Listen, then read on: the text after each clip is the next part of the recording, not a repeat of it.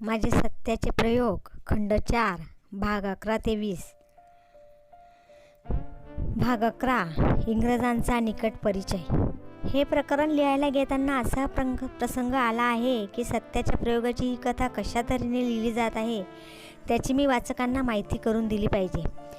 कथा लिहिण्यास प्रारंभ केला त्यावेळी माझ्यापाशी कसलीच योजना तयार नव्हती. स्वतःपाशी कसली पुस्तके, रोजनीची किंवा इतर कागदपत्र घेऊन मी ही प्रकरणे लिहित नसतो. लिहिण्याच्या दिवशी अंतर्यामी मला वळवतो तसा लिहित जातो असे म्हणता येईल. माझ्यामध्ये जी क्रिया चालते ती अंतर्यामीचीच म्हणावी की नाही ते मी निश्चयपूर्वक सांगू शकत नाही. पण गेल्या कित्येक वर्षांपासून माझी जी कृत्य मोठ्यात मोठी मानली गेली आहेत ती आणि क्षुल्लकात क्षुल्लक म्हणता येतील तीही मी ज्या पद्धतीने करीत आलो आहे ती पद्धती तपासता ती कृत्य अंतर्यामीच्या प्रेरणेनेच झाली आहेत असे म्हणणे मला अनुचित वाटत नाही. अंतर्यामीला मी पाहिलेला नाही, ओळखीतही नाही. जगाला ईश्वराविषयी वाटणारी श्रद्धा मी माझीशी केली आहे. ही श्रद्धा कोणत्याही कारणाने पुसून जाणे शक्य नाही. म्हणून मी तिला श्रद्धेच्या रूपाने न ओळखता अनुभव रूपानेच ओळखतो. तरीही तिला अशा तऱ्हेने अनुभवाची पदवी देणे म्हणजेच एक प्रकारे सत्याचा भंग होय. म्हणून तिचे यथार्थपणे वर्णन करणारा शब्द माझेपाशी नाही असे म्हणणे हेच कदाचित अधिक योग्य ठरेल. या अदृश्य अंतर्यामीच्या आज्ञेनुसार मी ही कथा लिहित आहे अशी माझी समजूत आहे. गेले प्रकरण सुरू केले तेव्हा त्याचा मथळा इंग्रजांचा परिचय असा केला होता. पण प्रकरण लिहिता लिहिता माझ्या लक्षात आले की त्या ओळखीपर्यंत येण्यापूर्वी मी लिहिले ते पुण्यस्मरण लिहिणे आवश्यक होते. अर्थात प्रकरण तशा तऱ्हेने लिहिले गेले आणि लिहून झाल्यानंतर मूळ मथळा बदलावा लागला. आता हे प्रकरण लिहायला घेतो तर पुन्हा नवीनच धर्मसंकट उपस्थित झाले आहे. इंग्रजांच्या परिचयाचे वर्णन करताना काय सांगावे आणि काय सांगू नये हा एक महत्त्वाचा प्रश्न झाला आहे. मुद्द्याची गोष्ट राहून गेली तर सत्याला बाध येणार. परंतु ही कथा लिहायला घेणे हेच कदाचित गैरमुद्द्याचे असण्याचा संभव आहे. यामुळे कोणती बाब मुद्द्याची आणि कोणती गैरमुद्द्याची याचा निकाल चटकन करणेही मुश्किलीचे झाले आहे. कसलीही आत्मकथा असली तरी तिच्यातील अडचणी आणि इतिहास या नात्याने तिची अपूर्णता यासंबंधी मी पूर्वी वाचले होते. त्याचा अर्थ आता जास्त स्पष्टपणे कळत आहे. सत्याच्या प्रयोगाच्या आत्मकथेमध्ये मला आठवणाऱ्या सर्वच गोष्टी मी देत नसतो हे उघडच आहे. सत्य उघड करण्यासाठी मी काय सांगितले पाहिजे कोणाला ठाऊक. किंवा न्याय मंदिरामध्ये अपुऱ्या व एकतर्फी पुराव्याची किंमत काय होणार. कोणी रिकामा मनुष्य लिहिलेल्या प्रकरणांवर माझी उलट तपासणी करू लागला तर याच प्रकरणांवर आणखी किती बरे प्रकाश पाडील. त्यातूनही तो टीका करण्याच्या दृष्टीने तपासणी करू लागला तर कितीतरी ढोंगे उघडकीला आणून जगाची फसवणूक करू शकेल आणि स्वतःही फुलून जाईल. या दृष्टीने विचार करू लागलो म्हणजे क्षणभर असेच वाटू लागते की ही प्रकरणे लिहायचे बंद करावे हेच बरे नाही का. परंतु आरंभिलेले काम ते अनितिमय आहे असे स्पष्ट दिसत नाही तोपर्यंत सोडू नये. या नियमास अनुसरून अंतर्यामी मनाई करीपर्यंत ही प्रकरणे लिहित जावे अशा निर्णयावर मी आलो आहे. ही कथा टीकाकाराचे समाधान करण्यासाठी लिहिलेली नाही. हाही सत्याच्या प्रयोगांपैकी एक प्रयोगच आहे. शिवाय सोबत्यांनाही त्यापासून थोडे बहुत आश्वासन मिळेल ही दृष्टीही आहेच. तिचा आरंभच त्यांच्या समाधानाखातर केलेला आहे. स्वामी आनंद आणि जयरामदास माझ्या मागे लागले नसते तर कदाचित हे काम हाती घेतलेच नसते. अर्थातच ही कथा लिहिण्यात काही दोष असल्यास तेही त्यात भागीदार आहेत. आता मथळ्याला अनुसरून चालूया. कारकून व इतर हिंदी सोबत्यांना ज्याप्रमाणे मी घरीच राहून घेत असे त्याप्रमाणे इंग्रजांनाही ठेवू लागलो. हे माझे करणे माझ्याबरोबर राहणाऱ्या सर्वांनाच पसंत होते असे नाही. पण मी आग्रहपूर्वक त्यांना ठेवून घेतले. सर्वांना ठेवून घेण्यामध्ये नेहमी शहाणपणच होत होता असे म्हणता येत नाही. कित्येक संबंधांपासून कटू अनुभवही आले. पण तसले अनुभव देशी परदेशी दोघांच्याही बाबतीत आलेले आहेत. कटू अनुभवांबद्दल मला पश्चाताप झालेला नाही. कडू अनुभव आले असूनही आणि मित्रांची गैरसोय होते, त्यांना अडचणी पडतात हे कळत असतानाही मी माझी सवय बदललेली नाही व मित्रांनीही ती उदार मनाने सहन केली आहे. नव्या माणसांशी जोडलेले संबंध मित्रांना त्रासदायक झाले तेव्हा मी त्यांचे दोष काढायलाही कमी केले नाही. माझी अशी समजूत आहे की जो मनुष्य आस्तिक आहे, ज्याला स्वतःच्या अंतर्यामी संचरणाऱ्या ईश्वराचा साक्षात्कार सर्वत्र करायचा आहे, त्याने सर्वांबरोबर अलिप्त वृत्तीने राहण्याची कला साधलीच पाहिजे. आणि ही कला न बोलावताही प्रसंग येतील तेव्हा त्यापासून दूर न पडता नवीन नवीन संबंध पत्करीत गेल्याने आणि ती पत्करूनही रागद्वेषांपासून अलिप्त राहिल्याने साधू शकेल. म्हणून बोअर ब्रिटिश युद्ध सुरू झाले त्यावेळी माझे घर भरलेले असताही मी जोहान्सबर्गहून आलेल्या 2 इंग्रजांना घरी ठेवून घेतले. दोघेही थिओसॉफिस्ट होते. त्यापैकी एकाचे नाव किचिन होते. त्यांच्याशी आपला पुढेही संबंध यायचा आहे. या मित्रांच्या सहवासापायी पत्नीला रडवावेच लागले. तिच्या नशिबी माझ्यापाशी रडण्याचे प्रसंग अनेक आले आहेत. इंग्रजांना काही एक आड पडदा न ठेवता इतक्या निकट सहवासात ठेवण्याचा हा माझा पहिलाच अनुभव होता. इंग्लंडात मी त्यांच्या घरात राहिलो होतो खरा, पण त्यावेळी मी त्यांची राहणी उचललेली होती आणि ते राहणे झाले तरी बहुतेक खानावळीत राहण्यासारखेच होते. इथे त्याच्या उलट स्थितीत ते मित्र कुटुंबजीन बनले. ते बहुतांशी हिंदी रिवाजांना अनुसरून राहत असत. घरात बाहेरचे सामान सुमान इंग्रजी पद्धतीचे असले तरी आतली राहणी व अन्न हिंदी पद्धतीचे होते. त्यांना घरी ठेवल्यामुळे काही अडचणी उपस्थित झालेल्या मला आठवतात. तरी पण मी एवढे अवश्य सांगू शकतो की दोघेही जण घरच्या इतर माणसांशी मिळून मिसळून राहत असत. जोहान्सबर्गमध्ये हे संबंध डर्बनच्याही पुढे गेले. भाग 12. इंग्रजांचा सहवास. जोहान्सबर्गमध्ये माझ्यापाशी एक वेळी 4 हिंदी कारकून आले होते. त्यांना कारकून म्हणावे की मुलगे ते मी सांगू शकत नाही.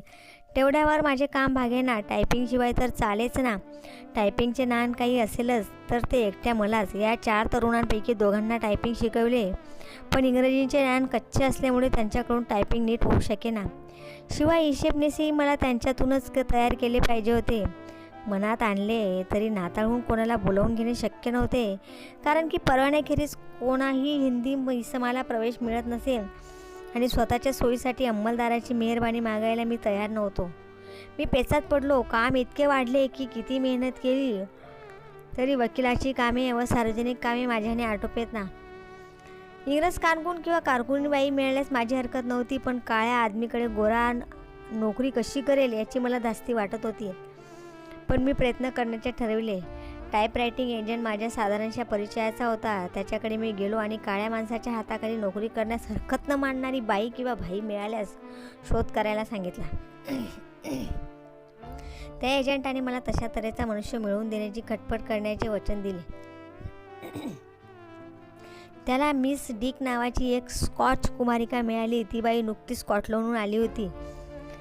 प्रामाणिक नोकरी मिळेल तेथे करण्यास तिची हरकत नव्हती. तिला लवकर कामाला लागायचे होते. त्या एजंटने त्या बाईला माझ्याकडे पाठविले. प्रथम दर्शनीच ती माझ्या डोळ्यात भरली. मी तिला विचारले, तुम्हाला हिंदी माणसाच्या हाताखाली काम करायला हरकत वाटत नाही? तिने मला दृढतापूर्वक जबाब दिला, बिलकुल नाही. तुम्हाला पगार काय पाहिजे? 17.5 पाऊंड तुम्हाला अधिक वाटतात, तिने उत्तर दिले. तुमच्याकडून मला आशा वाटते ते काम तुम्ही कराल, तर हा पगार मला बिलकुल जास्त वाटत नाही. तुम्ही केव्हा कामाला लागाल? तुमची मर्जी असल्यास आताही. मी खुश झालो आणि त्या बाईला त्याच वेळी समोर बसून पत्राचा मजकूर सांगायला सुरुवात केली. तिने माझ्या कारकुनाचे नव्हेच पण मला वाटते औरस मुलीचे किंवा असंख्य बहिणीचे स्थान अल्पकाळातच सहज पटकावले. मला तिला कधी कोणतीच गोष्ट आवाज चढवून सांगावी लागली नाही. तिच्या कामात चूक क्वचितच कधी निघाली असेल. हजारो पाऊंडाची व्यवस्था एका काळी तिच्या हातात होती आणि जमा खर्चही तीच ठेवीत असे.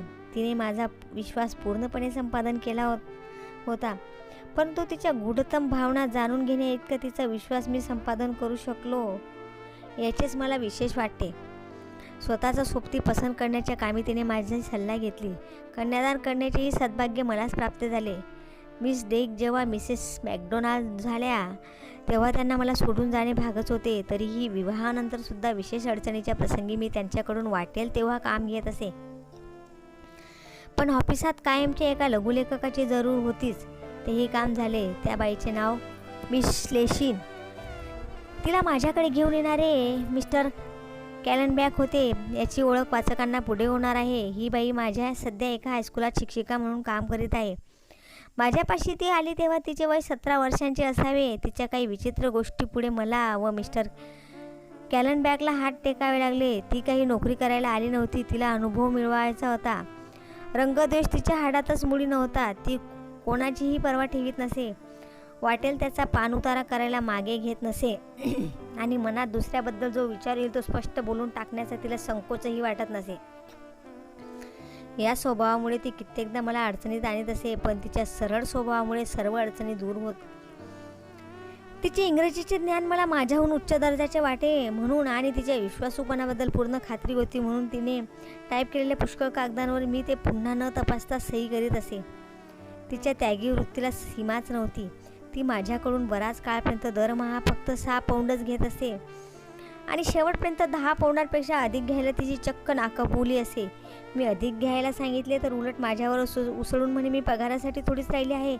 मला तुमच्याबरोबर हे काम करणे आवडते आणि तुमची ध्येय मला आवडतात म्हणून राहते आहे. माझ्याकडून तिने स्वतःच्या गरजेसाठी 40 पौंड घेतले होते, परंतु ते उसने म्हणून गेल्या वर्षी ते सर्व पैसे तिने परत पाठवून दिले. तिची त्यागी वृत्ती जशी उत्कट होती तशीच तिची हिंमतही होती. स्फटिक मण्याप्रमाणे पवित्र आणि क्षत्रियालाही दिपवतील अशा शौर्यवान स्त्रिया पाहण्याचे सद्भाग्य मला प्राप्त झालेले आहे. अशा स्त्रियांपैकी या बालेला मी एक मानतो. आज तर ती एक मोठी प्रौढ कुमारिका आहे. आजची तिची मनस्थिती मला पूर्णपणे माहीत नाही, पण माझ्या अनुभवांपैकी या बालेचा अनुभव माझ्या बाबतीत नेहमीच पुण्यस्मरण म्हणून राहील. म्हणून मला तिच्या संबंधीची माहिती आहे. ती लिहिली नाही तर मी सत्याचा द्रोही ठरेन. काम करताना तिने रात्री की दिवस पाहिलेला नाही. रात्री अपरात्री ती एकटी पाहिजे तेथे जायला निघे आणि मी कोणाला तिच्याबरोबर द्यायचे म्हटले तर माझ्यावरच डोळे वटारी. हजारो दाढीवाले हिंदीही तिच्याकडे आदरयुक्त दृष्टीने पाहत आणि तिच्या अर्ध्या वचनात राहत. आम्ही सगळे तुरुंगात होतो. जबाबदारी घेण्याजोगा पुरुष विशेष कोणी मोकळा नव्हता. अशावेळी ती एकाकी सगळा लढा सांभाळीत होती. लाखो रुपयांची हिशेब तिच्या हातात, सर्व पत्रव्यवहार तिच्या हातात आणि इंडियन ओपिनियन ही तिच्या हातात. ही स्थिती होती, पण तिला थकवा कसा तो माहीत नव्हता. मी श्लेषींविषयी किती लिहिले तरी माझे समाधान व्हायचे नाही, पण गोखल्यांचे प्रमाणपत्र उतरून देऊन मी हे प्रकरण पुरे करतो. गोखल्यांनी माझ्या सर्व सोबत्यांची ओळख करून घेतली होती. ओळख झाल्यानंतर पुष्कळांबद्दल त्यांना समाधान वाटले होते. त्यांना प्रत्येकाच्या चरित्र्याची आकारणी करण्याचा शौक असे. माझ्या सर्व हिंदी आणि युरोपियन सोबत्यांमध्ये त्यांनी मिस लेशिनला प्रमुख पट दिले. एवढा स्वार्थत्याग, इतकी पवित्रता, इतकी निर्भयता आणि एवढे कर्तृत्व ही मी थोडक्यात पाहिली. माझ्या दृष्टीने तर तुमच्या सहकाऱ्यांमध्ये सर्वोच्च स्थान मिस लेशिनचे आहे. भाग 13 इंडियन ओपिनियन. अजून आणखी इतर युरोपियनांशी झालेल्या निकट परिचयाचे वर्णन द्यायचे राहिले आहे, पण त्यापूर्वी 2-3 महत्त्वाच्या गोष्टींची नोंद करणे अगत्याचे आहे. एक परिचय मात्र येथेच देऊन टाकतो. मिस डिकला ठेवण्यानेच माझे सर्व काम भागण्यासारखे नव्हते. मिस्टर रिचविषयी मी अगोदरच लिहिलेलेच आहे. त्यांचा माझा चांगला परिचय होता. ते एक व्यापारी पिढीचे मुनीम होते. तेथून निघून माझ्या हाताखाली आर्टिकल घेण्याची मी त्यांना सूचना केली. ती त्यांना पटली आणि ते माझ्या ऑफिसात रुजू झाले. त्यामुळे माझ्यावरील कामाचा बोजा काहीसा हलका झाला. याच सुमारास श्री मदनजीतांनी इंडियन ओपिनियन नावाचे वर्तमानपत्र काढण्याचा बेत केला. माझी सल्ला व मदत मागितली. छापखाना ते चालवितच होते. वर्तमानपत्र काढण्याच्या योजनेत मी सामील झालो. या पत्राचा प्रारंभ 1904 साली झाला. मनसुखलाल नाझर संपादक होते, पण संपादकत्वाचा खरा बोजा माझ्यावरच पडला. माझ्या नशिबी बहुतेक नेहमी दुरूनच वर्तमानपत्राची व्यवस्था चालविण्याचे आलेले आहे. मनसुखलाल नाझर संपादकत्व चालू शकले नसते असे काही नाही. हिंदुस्थानामध्ये ते पुष्कळ वर्तमानपत्रांसाठी लिहित असत, पण दक्षिण आफ्रिकेतील भानगडीच्या प्रश्नांवर मी असताना स्वतंत्र लेख लिहिण्याची त्यांनी हिंमत केली नाही. माझ्या विवेकशक्तीवर त्यांचा परिपूर्ण विश्वास होता. त्यामुळे ज्या ज्या विषयांवर लिहिणे जरुरीचे असेल त्यावर लेख लिहून पाठवण्याची जबाबदारी ते माझ्यावर टाकीत. हे पत्र साप्ताहिक होते. आज मितीलाही तसेच आहे. सुरुवातीला तर ते गुजराती, हिंदी, तमिळ व इंग्रजी इतक्या भाषात निघे, पण मी पाहिले की तमिळ व हिंदी भाग केवळ नावाचेच होते. त्यांनी समाजाची सेवा कसलीच होत नव्हती. हे विभाग ठेवणे मला काहीसे ढोंगीपणाचे वाटले, म्हणून ते विभाग बंद केले. त्याने माझ्या मनाचे समाधान झाले. या वर्तमानपत्रामध्ये मला काही पैसे गुंतवावे लागतील अशी माझी कल्पना नव्हती, पण थोडक्याच मुदतीत मी पाहिले की मी पैसे दिल्याखेरीज पत्र चालणे शक्य नाही. मी पत्राचा संपादक नसलो तरी त्यातील लेखांची जबाबदारी माझीच होती. हे हिंदी लोकांना व गोऱ्या लोकांना दोघांनाही माहीत होते. पत्र काढलेच नसते तर ठीक झाले असते, पण काढल्यानंतर बंद पडल्यास ती समाजाच्या दृष्टीने नामुष्कीची गोष्ट आहे व त्यापासून आमच्या समाजाला नुकसान पोचेल असे मला वाटते. मी त्यात पैसे ओतीत गेलो आणि शेवटी माझी सर्व शिल्लक त्यातच जाई म्हणायला हरकत नाही. असा एक वेळ मला आठवतो की तेव्हा मला दर महिन्याला 75 पाऊंड पाठवावे लागत. पण इतक्या वर्षांनंतरही मला वाटले की या पत्राने समाजाची सेवा भरपूर बजावली आहे. त्यातून पैसे करण्याचा हेतू कोणाचाही मुळापासूनच नव्हता. ते माझ्या हातात असेपर्यंत त्यात झालेले फेरफार माझ्या जीवनातील फेरफारांचे द्योतक होते. ज्याप्रमाणे सध्या यंग इंडिया आणि नवजीवन ही माझ्या जीवनाच्या अमुक भागाचे काढलेले सार आहे, त्याचप्रमाणे इंडियन ओपिनियन होते. त्यात मी दर आठवड्याला स्वतःचा आत्माहुती असे, ज्याला मी सत्याग्रह समजत होतो, त्याचे स्वरूप समजावून देण्याचा प्रयत्न करीत असे. तुरुंगवासाच्या मुदती सोडून दिल्या 10 वर्षातील म्हणजे सन 1914 पर्यंतच्या इंडियन ओपिनियनचा एखादाच अंक असा असेल की ज्यामध्ये मी काहीतरी लिहिलेले नाही. त्यात मी एकही शब्द विचार केल्याशिवाय, तोलल्याशिवाय किंवा कोणाला निव्वळ खुश करण्यासाठी लिहिल्याचे किंवा जाणून बुजून अतिशयोक्ती केल्याचे मला आठवत नाही. मला तरी हे पत्र आत्मसंयमनाच्या अभ्यासाचे साधन झाले होते.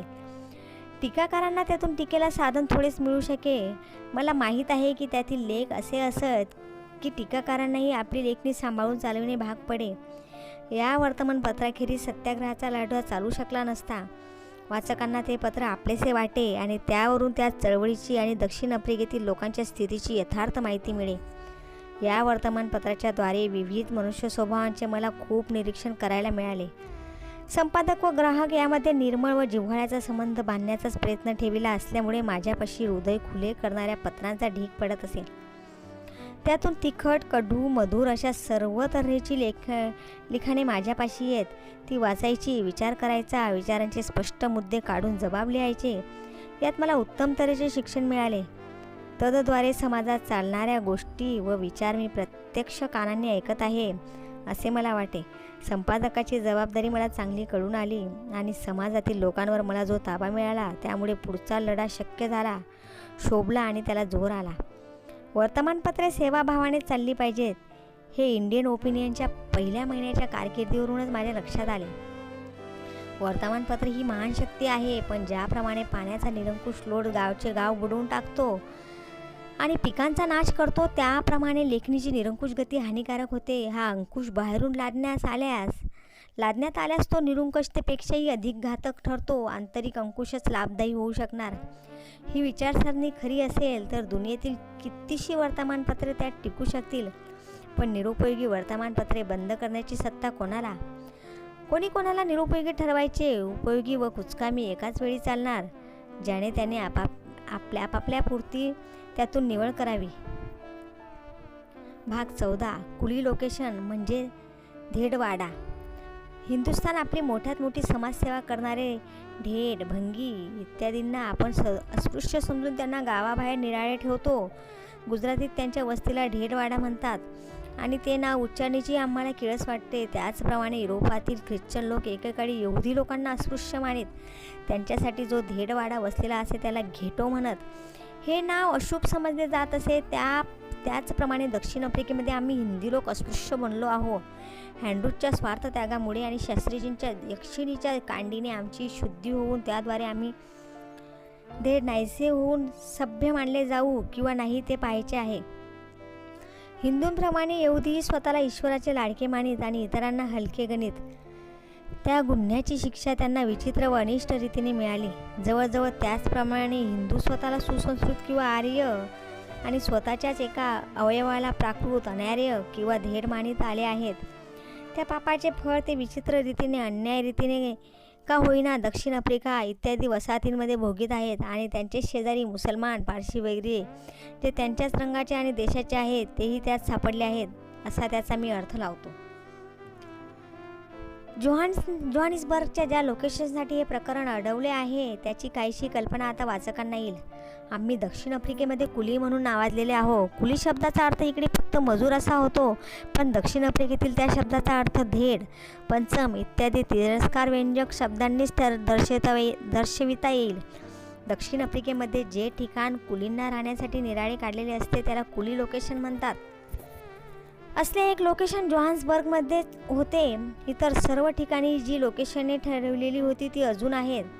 त्यात हिंदी लोकांचा कसलाही मालकी हक्क ठेविलेला नसतो. पण जोहान्सबर्गमधील या लोकेशनमधील जमीन 99 वर्षाच्या कराराने दिलेली होती. त्यात हिंदी लोकांची वस्ती भरगच्च होती. वस्ती वाढली तरी लोकेशन वाढण्यासारखे नव्हते. तेथील पायखाने कसेबसे साफ होत एवढे खरे, पण त्या पलीकडे म्युन्सिपालिटीतर्फे कसलीच देखरेख होत नसे.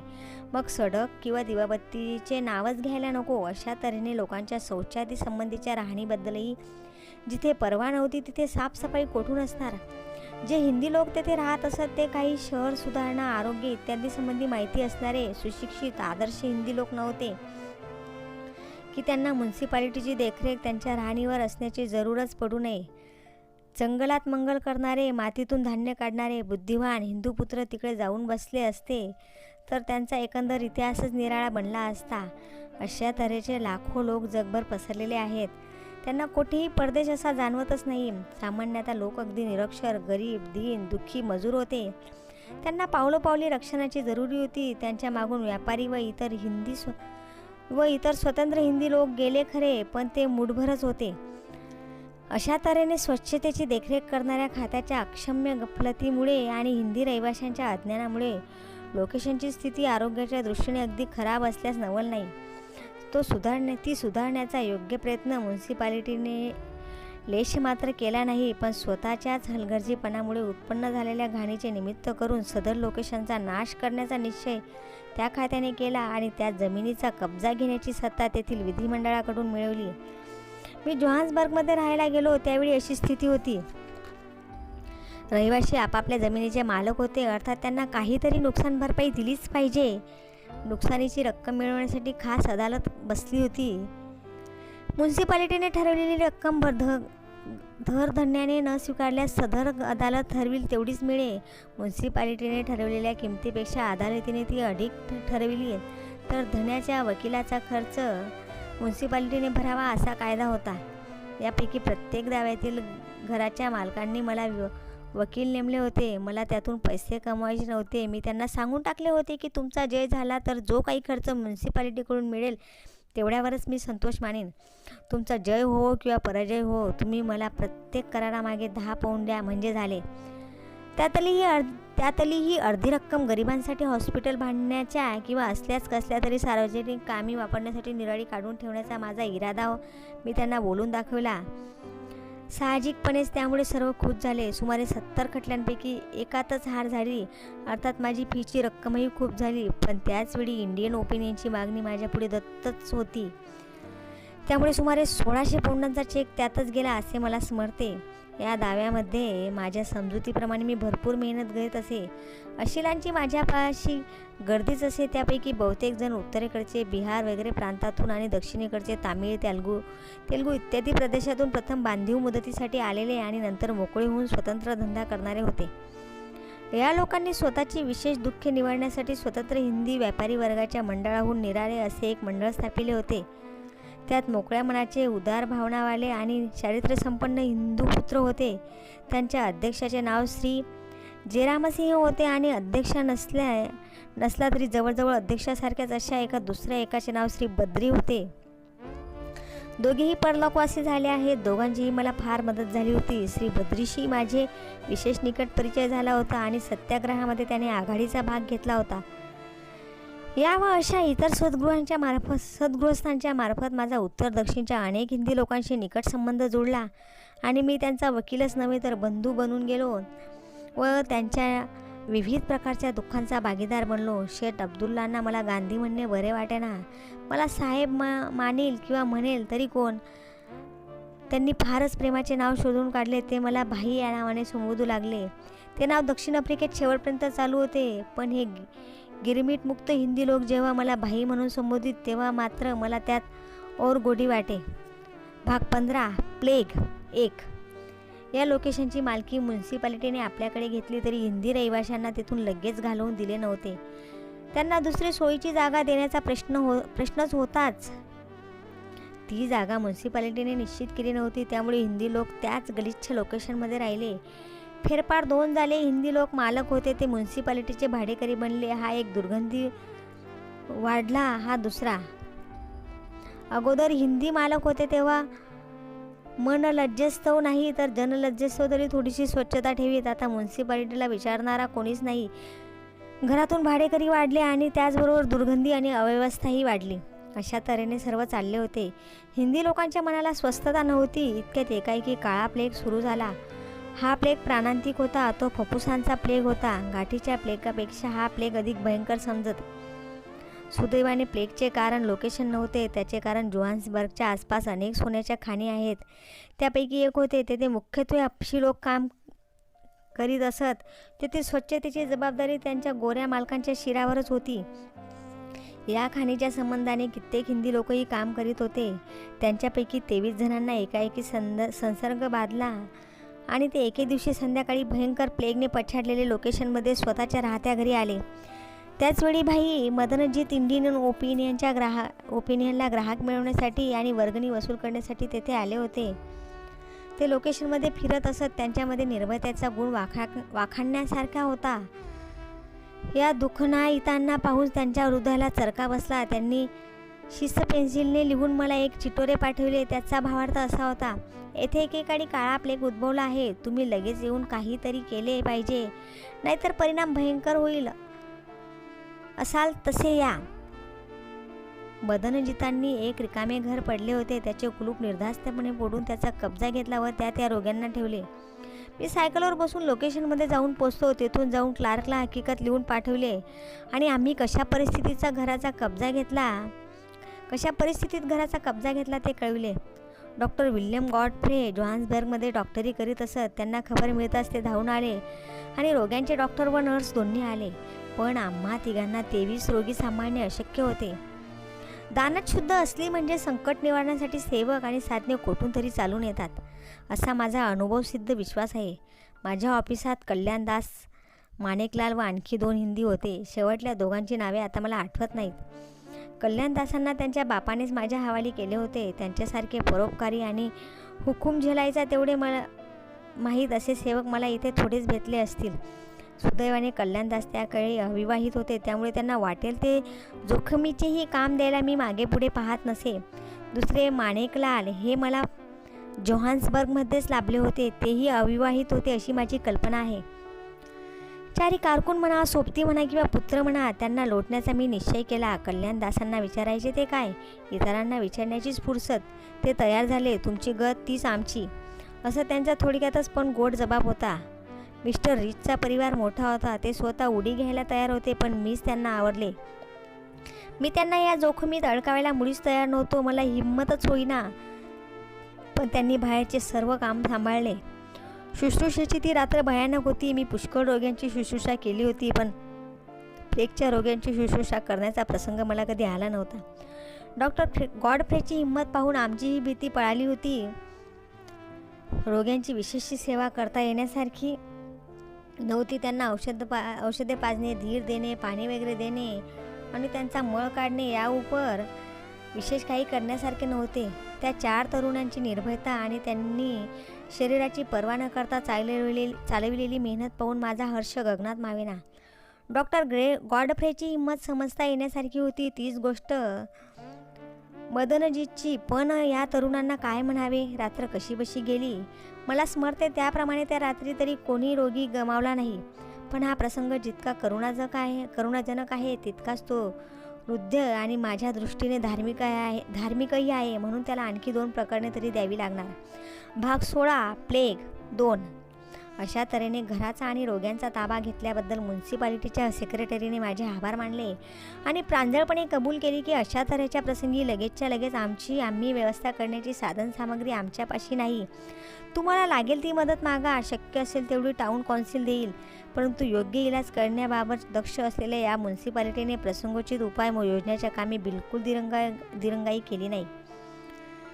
त्यांनी दुसऱ्याच दिवशी एक रिकामे पडलेले गोदाम माझ्या हवाली केले आणि रोग्यांना त्याच्यामध्ये घेऊन जाण्याबद्दल सुचविले. ते साफ करण्याची जबाबदारी म्युन्सिपालिटीने उचलली नाही. घर ओंगळ आणि कचऱ्याने भरलेले होते. आम्ही स्वतःच ते साफ केले. दानशील हिंदी लोकांच्या मदतीने खाटा वगैरे जमवल्या आणि लगेच एक तात्पुरते इस्पितळ सुरू केले. म्युन्सिपालिटीने एक नर्स पाठवली व तिच्याबरोबर ब्रँडीची बाटली व रोग्यांना जरूर पडणाऱ्या इतर वस्तू पाठवल्या. डॉक्टर गॉडफ्रेवरील जबाबदारी कायम राहिली. नर्सला आम्ही विशेष करून रोग्यांना शिवू देत नसू. नर्स स्वतः शिवायला तयार असे. स्वभावाने भली बाई होती, परंतु तिच्यावर भलताच प्रसंग येऊ नये अशाबद्दल आम्ही जपत असू. रोग्यांना वरचेवर ब्रँडी देण्याबद्दल आम्हाला सूचना मिळाली होती. नर्स आम्हालाही संसर्ग बाधू नये अशासाठी थोडी थोडी ब्रँडी घेण्यास सुचवित असे आणि स्वतःही घेई. आमच्यापैकी तरी कोणी ब्रँडी घेण्यास तयार नव्हतेच. माझा तर रोग्यांनाही ब्रँडी देण्यावर विश्वास नव्हता. तिघे रोगी ब्रँडीशिवाय चालविण्यास आणि मला मातीचे प्रयोग करू देण्यास तयार होते. डॉक्टर गॉडफ्रेच्या परवानगीने मी त्यांच्या डोक्यावर व छातीवर जिथे दुखत होते तेथे मातीचा लेप देण्याचा प्रयोग केला. या तिघा रोग्यांपैकी 2 बचावले, बाकीचे सर्व रोगी गमावले.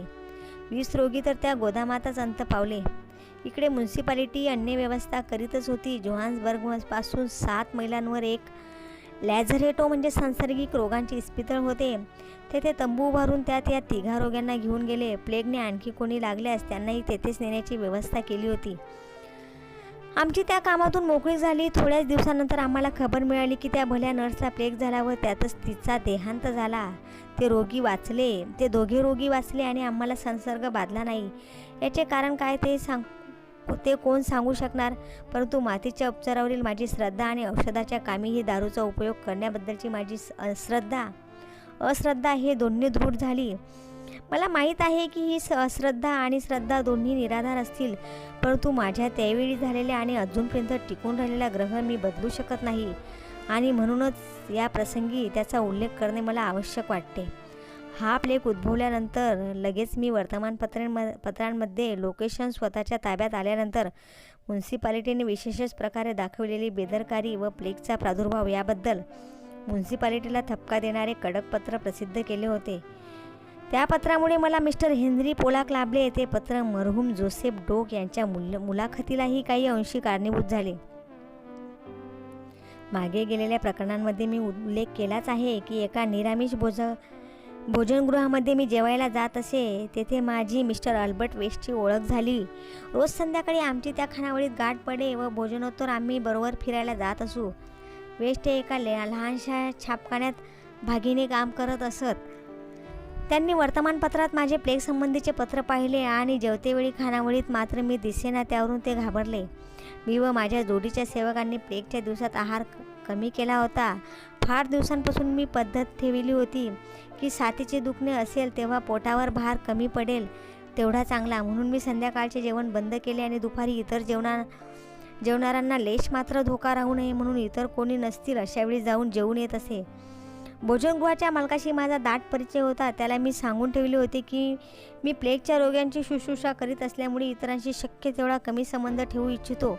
अशा तऱ्हेने मी खानावळीत न दिसल्यामुळे दुसऱ्या किंवा तिसऱ्याच दिवशी सकाळच्या प्रहरी मी बाहेर निघण्याच्या तयारीत गुंतलो होतो. इतक्यात वेस्टनी खोलीचे दार ठोठावले. दार उघडताच वेस्ट म्हणाले, तुम्ही खानावळीत दिसला नाही. त्यामुळे मला धास्ती वाटू लागली की न जाणो तुम्हाला तर काही झाले नसेल म्हणून यावेळी तरी तुम्ही नक्की भेटणार या समजुतीने आलो.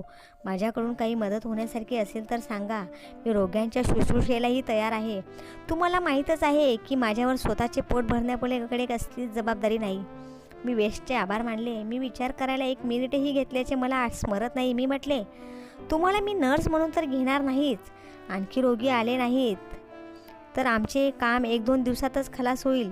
तरी पण एक काम आहे खरे. ते कोणते? तुम्ही डर्बनला जाऊन इंडियन ओपिनियनच्या छापखान्याची व्यवस्था हाती घ्याल का? मदनजीत तर सध्या येथे कामात गुंतले आहेत. तिकडे कोणीतरी जायला पाहिजे आहे. तुम्ही गेला तर माझी त्या बाजूची काळजी पूर्णपणे हलकी होईल. वेस्टनी उत्तर दिले, माझ्या गळ्यात छापखाना आहे हे तुम्हाला माहीतच आहे. 99% मी जायला तयार होईल. अखेरचा जबाब आज संध्याकाळपर्यंत दिला तर चालेल ना? तुम्हाला फिरायला यायला सवड झाली तर त्याच वेळी बोलू. मला आनंद झाला. त्याच दिवशी संध्याकाळी थोडे बोलणे झाले. वेस्टला दरमहा 10 पौंड पगार आणि छापखान्यात काही नफा राहिल्यास त्याचा अमुक भाग देण्याचा ठराव झाला. वेस्ट पगारासाठी जातच नव्हते त्यामुळे तो प्रश्न त्यांच्यापुढे नव्हता. दुसऱ्या दिवशी रात्रीच्या मेलने वेस्ट स्वतःची वसुली माझ्याकडे सोपवून डर्बनला जायला रवाना झाले. तेव्हापासून ते मी दक्षिण आफ्रिका सोडीपर्यंत ते माझ्या सुखदुःखाचे भागीदार राहिले. विलायतेच्या एका परगण्यातील लाहूत नामक गावातील एका शेतकरी कुटुंबात जन्मलेले, वाढलेले, शाळेतील सामान्य शिक्षण घेतलेले पण अनुभवाच्या शाळेत अंगमेहनतीने शिकून तरबेज झालेले, पवित्र, संयमी, ईश्वराला भिवून चालणारे, परोपकारी इंग्रज गृहस्थ मी वेस्टना ओळखीत आलो आहे. तो नेहमी याच स्वरूपात. त्यांचा आणि त्यांच्या कुटुंबाचा परिचय आपल्याला यापुढील प्रकरणामध्ये होणारच आहे. भाग 17 लोकेशनची होळी. मी आणि माझे जोडीदार जरी रोग्यांच्या शुश्रूषेने मोकळे झालो तरीही प्लेगमधून उपस्थित झालेली इतर कामे आमच्या शिरावर होतीच. लोकेशनच्या स्थितीसंबंधी म्युन्सिपालिटी खुशाल बेदरकार राहू शकत होती, पण गोऱ्या नागरिकांच्या आरोग्याला मात्र ती 24ही तास डोळ्यात तेल घालून जपत असे. त्यांच्या आरोग्य रक्षणासाठी पडेल तो खर्च करायला ती मागेपुढे पाहत नसे. आणि या प्रसंगी प्लेगचे पाऊल पुढे पडू नये यासाठी तर तिने पाण्यासारखा पैसा खर्च केला.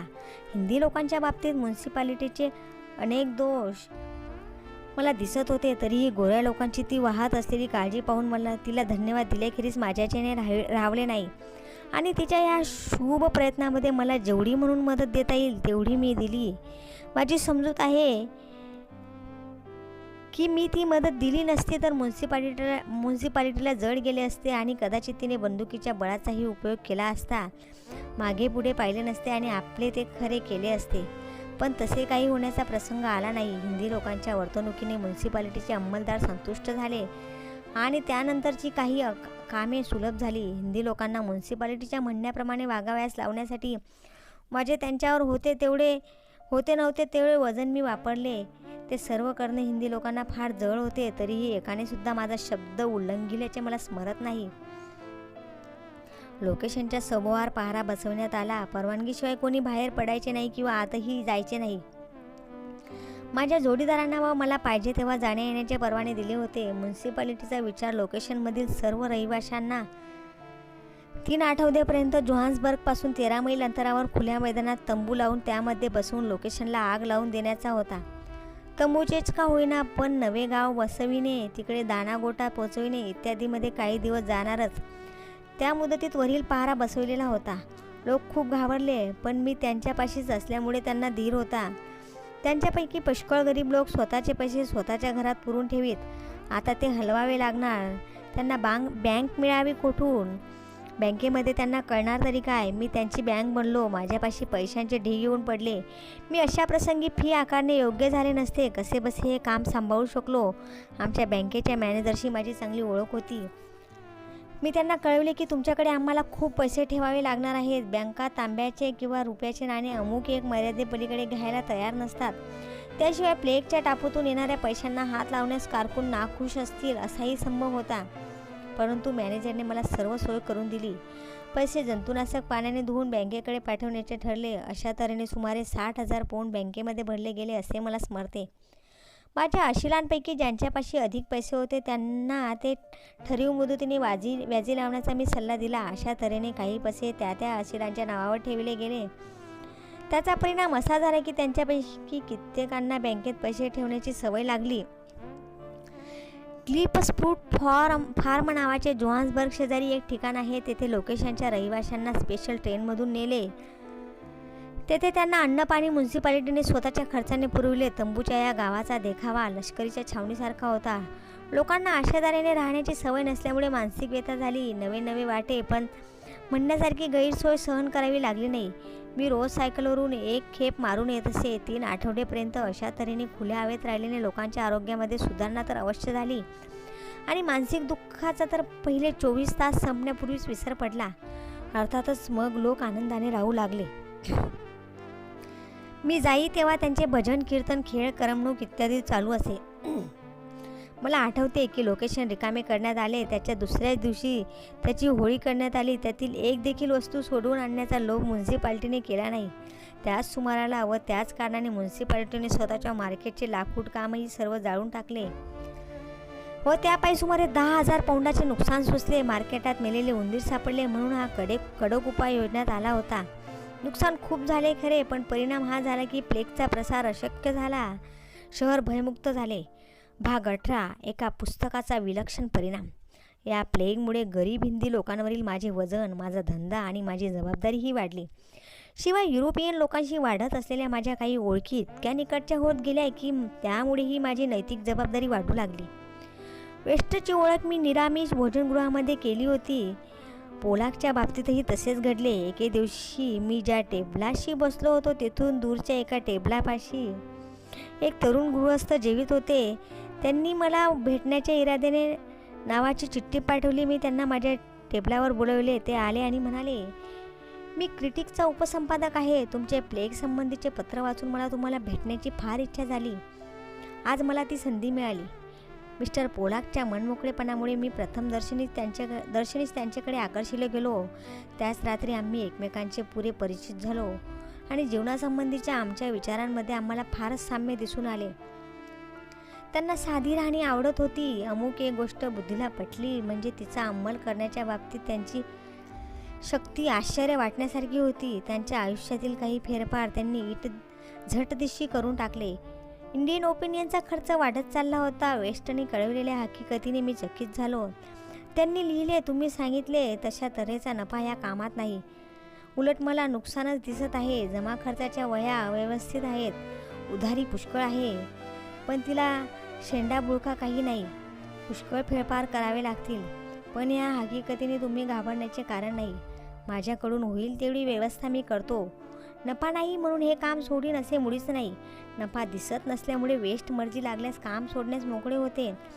तसे करण्याबद्दल मी त्यांना मुळीच दोष देऊ शकलो नसतो. एवढेच नव्हे तर तपास करताच काम फायद्यात आहे असे सांगितल्याबद्दल मला दोष देण्याचाही त्यांना अधिकार होता.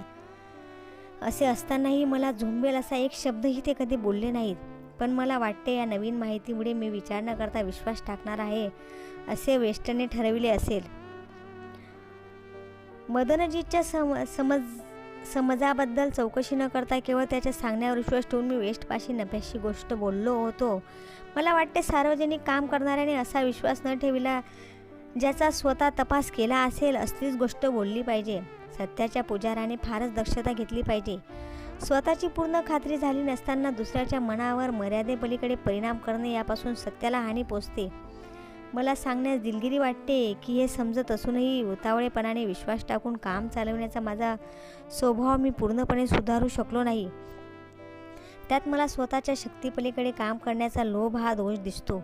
या लोभामुळे माझ्यापेक्षाही माझ्या सोबत्यांची अधिक पंचायत होत आली आहे. वेस्टचे अशा तऱ्हेचे पत्र आल्यामुळे मी नाताळला जायला निघालो. पोलकांना आता माझ्या सर्व कारभाराची माहिती झालीच होती.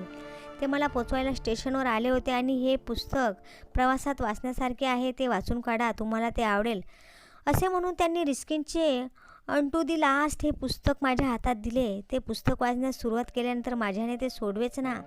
त्याने मला भारूनच टाकले. जोहान्सबर्ग ते नाताळ 24 तासांचा रस्ता आहे. ट्रेन संध्याकाळी डर्बनला पोचल्यानंतर समुद्र रात्रभर झोप येईना. पुस्तकात दर्शवलेले विचार अंमलात आणण्याचा विचार ठरला. यापूर्वी रस्किनचे एकही पुस्तक मी वाचले नव्हते. विद्यार्थी दशेत अभ्यासाच्या पुस्तकांपलीकडे माझे वाचन नाही सारखेच म्हणता येईल. कर्मभूमीमध्ये प्रवेश केल्यानंतर वेळ फार थोडा मिळेल, त्यामुळे आज मी तिलाही असेच म्हणता येईल की माझे पुस्तकांचे ज्ञान फारच तुटपुंज आहे. सहजासहजी किंवा निरुपयास्तव पाळल्या गेलेल्या या संयमामुळेच माझे काही एक नुकसान झालेले नाही अशी माझी समजूत आहे. पण जी थोडीशी पुस्तके मी वाचली आहेत ती चांगली पचवली आहेत असे म्हणता येईल. अशा पुस्तकांपैकी हेच एक पुस्तक असे म्हणता येईल की ज्याने माझ्या जीवनामध्ये तत्काळ महत्त्वाचा रचनात्मक फेरफार घडवून आणला. पुढे मी त्याचे भाषांतरही केले व ते स्वरोदय या नावाने छापलेले आहे. माझी अशी समजूत आहे की जी गोष्ट माझ्यामध्ये खोल भिनलेली होती तिचे स्पष्ट प्रतिबिंब मला रस्किनच्या या ग्रंथरत्नामध्ये पाहावयास मिळाले. त्यामुळे त्याने माझ्यावर संपूर्ण ताबा मिळवला आणि त्याच्यातील विचारांची अंमलबजावणी माझ्याकडून करवली. आपल्यामध्ये ज्या सद्भावना सुप्त असतात त्या जागृत करण्याची शक्ती ज्याच्यामध्ये असते तो कवी होय. सर्व कवींचा सर्वांवरच सारखा परिणाम होत नाही, कारण सर्वांमध्ये सर्वच चांगल्या भावना एकसारख्या प्रमाणात नसतातच. सर्वोदयाचे सिद्धांत मी समजलो ते असे: सर्वांच्या कल्याणात आपले कल्याण आहे. वकील काय किंवा न्हावी काय, दोघांच्याही कामाची किंमत सारखीच असली पाहिजे, कारण पोटापाण्याचा हक्क दोघांनाही सारखाच आहे. साधे अंगमेहनतीचे शेतकऱ्यांचे जीवन हेच खरे जीवन होय. पहिली गोष्ट मला माहीत होती, दुसरी मला अंधूक दिसत होती, तिसरेचा मी विचारच केला नव्हता. पहिलीमध्ये दुसऱ्या दोन्ही गोष्टी समावित आहेत हे मला सर्वोदयाने दिव्यासारखे स्पष्ट दाखविले. प्रभाव झाली आणि या विचारांच्या अंमलबजावणीच्या प्रयत्नाला मी लागलो. भाग 19. फिनिक्सची स्थापना. सकाळी प्रथम मी वेस्टपाशी गोष्ट काढली. सर्वोदय पुस्तकाने माझ्यावर केलेला परिणाम मी त्यांना बोलून दाखविला व सुचविले की इंडियन ओपिनियन एखाद्या शेतीच्या जमिनीत न्यावे, तेथे सर्वांनी एकसारखा पोटापुरता पगार द्यावा. सर्वांनी आपापली शेती करावी आणि उरलेल्या वेळात इंडियन ओपिनियनचे काम करावे. वेस्टने या सूचनेला रुकार दिला. प्रत्येकाला पोटगी खर्च 3 पौंड येईल असा हिशोब केला होता. त्यात गोरे काळे असा भेद केला नव्हता. पण छापखान्यात तर 10 आसामी काम करणारे होते. सर्वांना जंगलात बिऱ्हाड करणे पटेल की नाही हा एक प्रश्न होता. आणि सगळेच सारखा पोटापुरता पगार घ्यायला तयार होतील किंवा नाही हा दुसरा प्रश्न होता. आम्ही दोघे तर अशा निश्चयावर आलो की ज्यांना या योजनेत दाखल होता येत नसेल त्यांनी स्वतःचा पगार घ्यावा. हळूहळू सर्वांनी संस्थावासी होऊन राहावे अशी दृष्टी ठेवावी. या दृष्टीने मी कामगारांशी बोलणे सुरू केले. मदनजीतांना तर ती गोष्ट पटेच ना. त्यांना भीती वाटू लागली की त्यांनी स्वतःचे शक्ती सर्वस्व खर्ची घालून उभी केलेली वस्तू माझ्या मूर्खपणामुळे महिनाभरात धुळीला मिळून जाणार. इंडियन ओपिनियन चालणार नाही, छापखानाही बंद पडेल आणि कामगार निघून जातील. माझे पुतणे छगनलाल गांधी या छापखान्यात काम करीत असत. वेस्टबरोबरच मी त्यांच्याशी ही गोष्ट काढली. त्यांच्या पाठीवर कुटुंबाचा बोजा होता. पण बालपणापासून त्यांनी माझ्या ताब्यात राहून काम करणे पसंत केले होते. माझ्यावर त्यांचा फार विश्वास होता. त्यामुळे ते वादविवाद न करताच योजनेत सामील झाले व आज मितीपर्यंत माझ्याबरोबरच आहेत. तिसरे गोविंदस्वामी नावाचे यंत्रज्ञ होते, ते पण सामील झाले.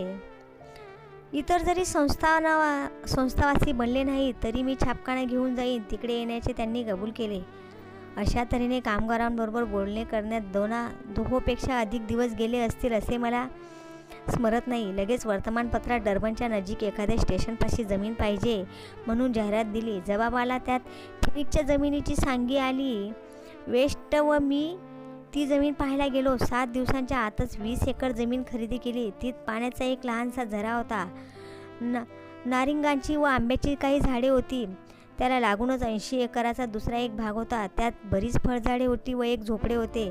तो भागही आणखी काही दिवसांनी खरेदी केला. 2चे मिळून 1000 पौंड दिले. शेठ पारसी रुस्तुमजी हे आपल्या सर्व साहसांमध्ये माझे सोबती असायचेच. त्यांनाही माझी योजना आवडली. एका मोठ्या गोडाऊनचे पत्रे वगैरे त्यांच्याकडे पडलेले होते, ते त्यांनी मोफत दिले.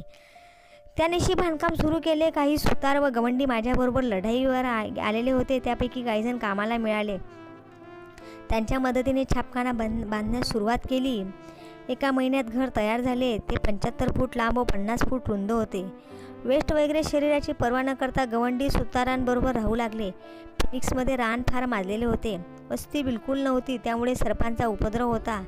ही एक जोखीमच होती. प्रथम तर सर्वजण तंबू ठोकून त्यातच राहत असत. मुख्य घर तयार झाले तेव्हा 8 दिवसात बहुतेक सामान खटाऱ्यांनी फिनिक्सला नेले. डर्बन ते फिनिक्स 13 मैलांचे अंतर होते. फिनिक्स स्टेशनपासून 2.5 मैल दूर होते. फक्त एकाच आठवड्याला इंडियन ओपिनियन मर्क्युरी प्रेसमध्ये छापून घ्यावे लागले. माझ्याबरोबर हिंदुस्थानातून जे नातेवाईक वगैरे आलेले होते आणि व्यापारात गुंतले होते त्यांना माझ्या मताकडे ओढून फिनिक्समध्ये दाखल करून घेण्याचा मी प्रयत्न चालवला. ते तर सर्व पैसे कमवण्याच्या हेतूने दक्षिण आफ्रिकेला आलेले होते. त्यांची समजूत घालणे महा मुश्किलीचे काम होते, पण काहींची समजूत पटली. त्या सर्वांपैकी मगनलाल गांधींचे नाव यावेळी माझ्या नजरेसमोर विशेष करून येत आहे, कारण की इतर जे कबूल झाले होते ते थोडा बहुत वेळ फिनिक्समध्ये राहून द्रव्यार्जनात पडले. मगनलाल गांधी स्वतःचा व्यवहार आटोपून मला येऊन मिळाले. ते तेव्हापासून कायम राहिले आहेत आणि स्वतःचे बुद्धिबळ, त्यागशक्ती आणि अनन्यभक्ती यांच्या बळावर माझ्या आंतरिक प्रयोगातील माझ्या मुळापासूनच्या सोबत्यांमध्ये आज प्रमुख स्थानी आहेत.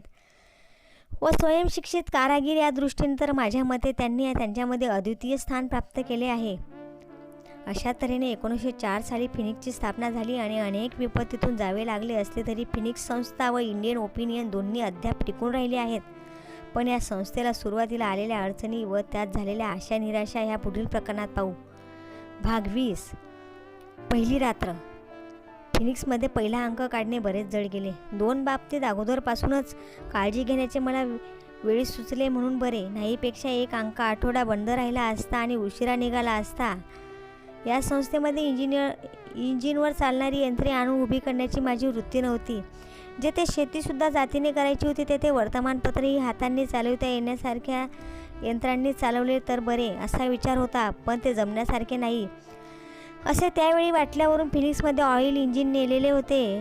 पण हे तेलयंत्र बंड पडले तर तेवढ्या वेळेपुरती दुसऱ्या कसल्या तरी साधनाची तरतूद करून ठेवलेली बरी असे मी वेस्टना सुचविले. त्यावरून त्यांनी हाताने चालवायचे एक चक्र ठेवले होते आणि त्या चाकाने मुद्रण यंत्राला गती देण्याची व्यवस्था केली होती.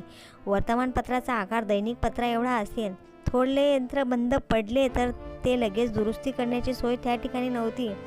त्यामुळे ही वर्तमानपत्र खोळंबून राहण्याचा संभव होता. ही अडचण टाळण्यासाठी वर्तमानपत्राचा आकार बदलून सामान्य साप्ताहिका एवढा केला. हेतू असा की अडचणीच्या वेळी छोट्या यंत्रावरही पायाने थोडी पाने तरी काढता यावीत. पहिल्याने इंडियन ओपिनियन प्रसिद्ध होण्याच्या आदल्या रात्री सर्वांना थोडे बहुत जागरण हे व्हायचेच. पानांच्या घड्या घालण्याच्या कामाला लहान मोठे सगळे लागत आणि काम रात्री 10-12 वाजेपर्यंत पुरे होई. पण पहिल्या रात्रीचा कधीच विसर पडणार नाही. छापण्याची चौकट बांधून तयार झाली, पण इंजिन चालायला कबूल नाही. इंजिन जोडून सुरू करून देण्यासाठी एका इंजिनियरला बोलवला होता. त्याने आणि वेस्टने खूप मेहनत घेतली, पण इंजिन चालू म्हणून होईना. सगळे चिंताग्रस्त होऊन बसले. अखेरीला वेस्ट निराश होऊन डोळे भरून आलेले असे माझ्यापाशी आले आणि म्हणतात, इंजिन आता आज सुरू होण्याचे लक्षण दिसत नाही. अर्थात त्या आठवड्याचा अंक वेळेवर निघत नाही. असेच असेल तर आपला इलाज नाही, परंतु अश्रू ढाळण्याचे कारणच नाही. अजून काही यत्न चालण्यासारखे असल्यास करून पाहूया. हो, पण तो घोडा तर आहे ना, असे म्हणून मी धीर दिला. वेस्ट म्हणाले, घोडा चालवायला माणसे पाहिजे. ती आपल्यापाशी कुठे आहेत? आपण आहोत तेवढ्यांनी तो घोडा चालणार नाही. तो चालवायला आळीपाळीने 4-4 माणसे पाहिजेत. आपण तर सर्व थकले भागलेलो आहो. सुतारी काम सर्व आटोपलेले नव्हते, त्यामुळे सुतार अद्याप निघून गेले नव्हते. ते छापखान्यात झोपत असत. त्यांच्याकडे बोट करून मी म्हटले, पण हे सगळे सुतार आहेत ते कशाला? भरीला आपणही सर्वजण आजची सर्व रात्र अखंड जागरण करू. एवढे एक कर्तव्य शिल्लक राहिले आहे असे मला वाटते. सुतारांना उठवून त्यांची मदत मागायला आपली हिंमत होत नाही आणि आमच्या थकलेल्या माणसांना तरी कसे सांगावे? ते माझ्याकडे लागले. मी म्हटले, तर मग कदाचित अजूनही झेपेल. मी सुतारांना जागे केले आणि त्यांची मदत मागितली. मला त्यांच्या विनवण्या करण्याची जरूरच पडली नाही. ते म्हणाले, अशावेळी आम्ही तुमच्या उपयोगी पडलो नाही तर मग आम्ही माणसे कसली?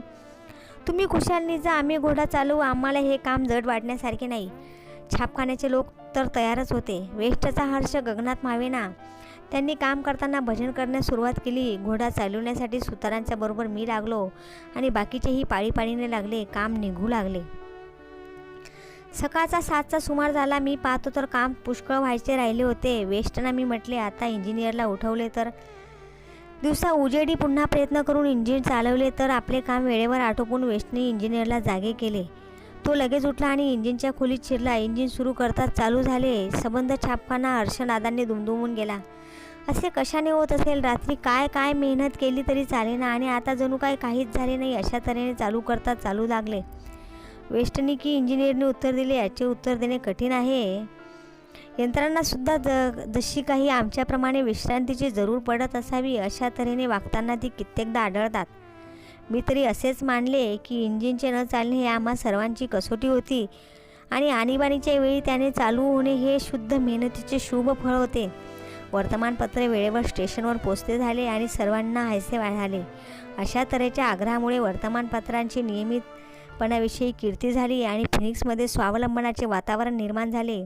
या संस्थेमध्ये असेही युग येऊन गेले की जेव्हा इंजिनियर इरादापूर्वक बंद करण्यात येऊन त्याऐवजी घोड्यावरच दृढतापूर्वक काम चालवण्यात आले. फिनिक्सचा हा सर्वोच्च नैतिक काल होता अशी माझी समजूत आहे. माझे सत्याचे प्रयोग खंड 4 भाग 11 ते 20 सुफळ संपूर्ण.